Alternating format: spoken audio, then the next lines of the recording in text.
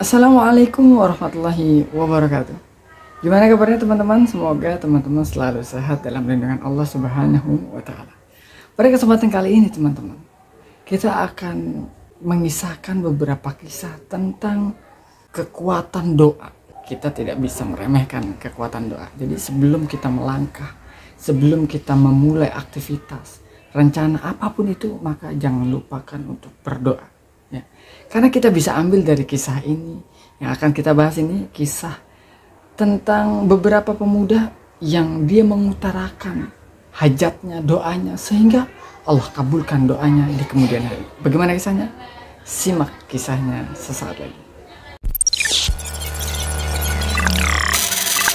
Di dalam bukunya Dr. Abdurrahman Ra'fat Bashar yang berjudul Surah Min Hayat At-Tabi'in, menceritakan di dekat rukun Yaman duduklah 4 remaja yang tampan rupawan, berasal dari keluarga yang mulia, seakan-akan mereka bagian dari perhiasan masjid, bersih pakaiannya dan menyatu hatinya satu sama lain.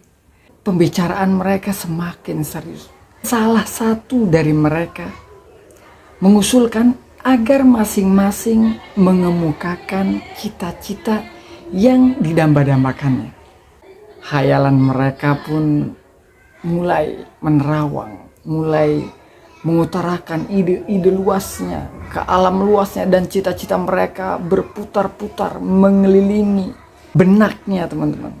Kemudian mulailah dari sahabat Abdullah bin Zubair angkat bicara. Cita-citaku adalah menguasai seluruh Hijaz dan menjadi khalifah. Kemudian saudaranya yaitu Mus'ab mengatakan, keinginanku adalah dapat menguasai 2 wilayah Irak dan tak ada yang merongrong kekuasaanku. Selanjutnya giliran Malik bin Marwan yang dimaksud. Kemudian dia berkata, bila kalian berdua sudah merasa cukup dengan itu, maka aku tidak akan puas sebelum bisa menguasai seluruh dunia dan menjadi khalifah setelah Muawiyah bin Abi Sufyan. Cita-cita yang sangat besar, cita-cita yang sangat tinggi mereka utarakan. Kemudian satunya sementara itu Urwah terdiam 1000 bahasa, tak berkata sepatah kata pun. Semua mendekat dan bertanya, bagaimana denganmu? Apakah cita-citamu kelak, wahai Urwah?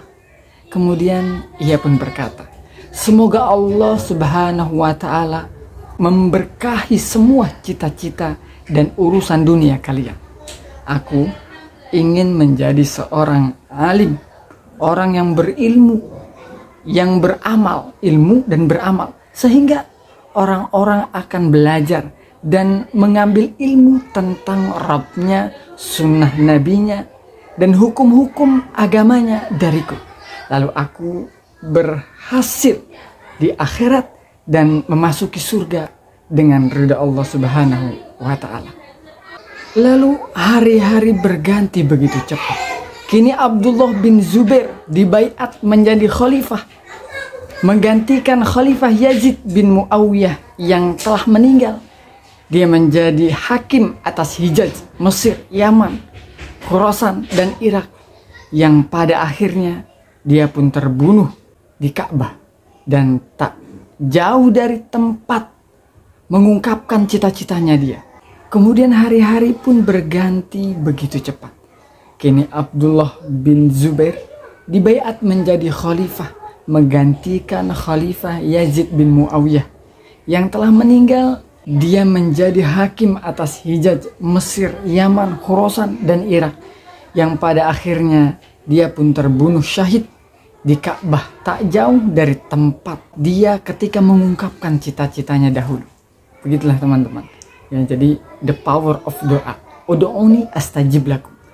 Kemudian sahabatnya yang lain yaitu adalah Urwah bin Zubair telah menguasai Irak sepeninggalan saudaranya Abdullah, dan akhirnya juga terbunuh ketika mempertahankan wilayah kekuasaannya. Jadi dia pun menjadi khalifah setelah saudaranya meninggal.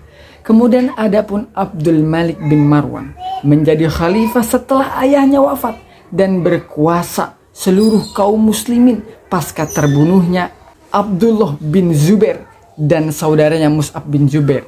Keduanya gugur di tangan pasukannya. Akhirnya ia berhasil menjadi raja dunia terbesar pada masanya. Kemudian adapun Urwah bin Zubair, sahabat Azkarpedia yang dimuliakan Allah Subhanahu wa taala. Adapun Urwah bin Zubair, ketika dia setelah mengutarakan cita-citanya dan dia berusaha untuk menjadikan cita-citanya itu kenyataan, maka dia pun berjuang untuk belajar kepada para sahabat-sahabat Rasul, kepada tabiin dan orang-orang soleh ketika itu. Akhirnya dengan perjuangan beliaulah dan doa beliaulah Allah ridho dan Allah jadikan dia salah satu sab'un fuqaha fil Madinah. Dia menjadi salah satu tokoh ahli fikih di kota Madinah. Luar biasa. Dari perjuangan dia dan cita-citanya Allah buktikan dan Allah izinkan doanya terkabul. Maka hadirin yang dimuliakan Allah Subhanahu wa taala, apalah dayanya kita tidak punya kekuatan apa-apa selain kekuatan doa.